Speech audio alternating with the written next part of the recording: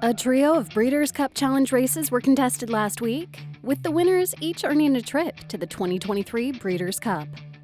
Let's start off at Del Mar, where the Distaff division took center stage in the Clement Hirsch. The Grade 1 Clement Hirsch, a win and you're in to the Longines Breeders' Cup Distaff at Santa Anita, November 4th. First up, Elm Drive. And we heard from Ricky Gonzalez. He's going to go. He is aiming for the lead in here with the daughter of Mohamed as she attempts to get her first victory around 2 turns today for Little Red Feather Racing. It's fun to dream. She was beaten last out around 2 turns, but that was a good race behind a horse that came back and was 4th in La Troyenne, 3rd in the Fleur de Lis at Ellis Park. Has good form. Adair Manor enters off 3 consecutive victories. Overall, she is 5 for 11 lifetime. She is still seeking her first Grade 1. 4 is Kirsten Bosch. She's going to be the longest price in here. Second longest shot, actually, behind the 1 Elm Drive. Kirsten Bosch at 18-1. And then Desert Dawn will complete this field at 14-1. Phil D'Amato trains the daughter of Cupid. She has kept very good company throughout her career. She's already Grade 1 placed, having finished 2nd in this race to Blue Stripe back last summer. And that is your field as they walk off into that beautiful scene there as the sun peeking through some clouds. Pacific Ocean, you can see just back beyond there. Field for the Clement Hirsch Stakes sent on their way. Elm Drive from the inside gate gets the lead. Here comes Kirsten Bosch in the blue. Adair Manor, green cap, going up to put pressure on the leader. Fun to Dream tucks in 4th, only 3 lengths, covers all those runners. And at the back comes Kirsten Bosch. They head now past the 3/4 pole and it's Elm Drive. Now quickened the pace up front and Elm Drive sets a fast pace. Adair Manor is racing right there second, then Fun to Dream. Kirsten Bosch in the blue is 4.5 off the leaders and Desert Dawn is the trailer. They move on to the backstretch and Elm Drive leads it by 1/2 length. Adair Manor keeping the pressure on from second. It's another 2 back to Fun to Dream. Kirsten Bosch is only 4.5 off the leaders and Desert Dawn being patiently ridden at the back. 6 lengths covers them all, no change in the order. 1/2 mile to go now in the Clement Hirsch and it's Elm Drive kicking on for home, leads 1.5 lengths.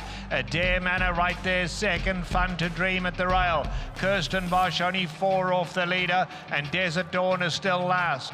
They come into the 3/8 pole, Elm Drive, and now Adair Manor comes to tackle. But Elm Drive's not going to throw in the towel, kicks on for home, and Elm Drive is tough on the lead. Adair Manor chased after her, and now Desert Dawn from last. And here's Desert Dawn on the outside in the blue cap, coming to make it a 3-way duel. Homeward bound and Elm Drive hanging on to it. Adair Manor between them, Desert Dawn on the outside. 3 of them come for the wire together in a thriller in the Clement Hirsch. Now Adair Manor gains the ascendancy and Adair Manor will win. Adair Manor won it. Desert Dawn was second. Elm Drive a valiant third. Behind that came Kirsten Bosch and Fun to Dream.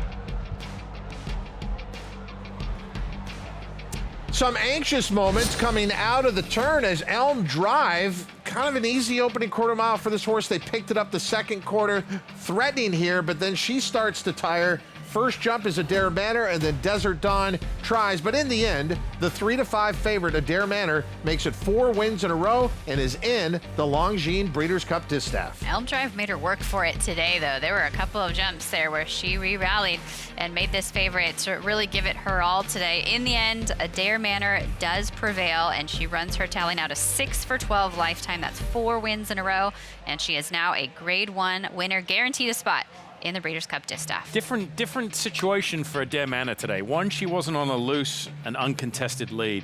2, they went 46 and change to the opening 1/2 mile. She hasn't seen an opening 1/2 mile like that in the last 6 or 7 starts. The last time she did, she ran up the track. I believe it was in the cotillion. So she had a couple of things to overcome.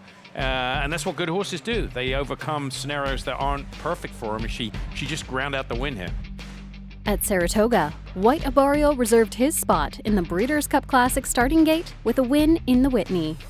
They're at the top of the stretch in the Whitney, and White Abarrio is the leader narrowly over Giant Game. Zandon, Cody's Wish on the outside, still 4 lengths behind White Abarrio, who's running the race of his life. Look at White Abarrio and Arad Ortiz Jr. in a runaway. White Abario wins by almost 6 lengths. Zandon second. Photo for third, Cody's Wish. And Charge It, Rick Dutrow Jr. takes the Whitney with White Abario. And at Goodwood, Paddington earned a berth in the FanDuel Breeders' Cup Mile with a victory in the Sussex.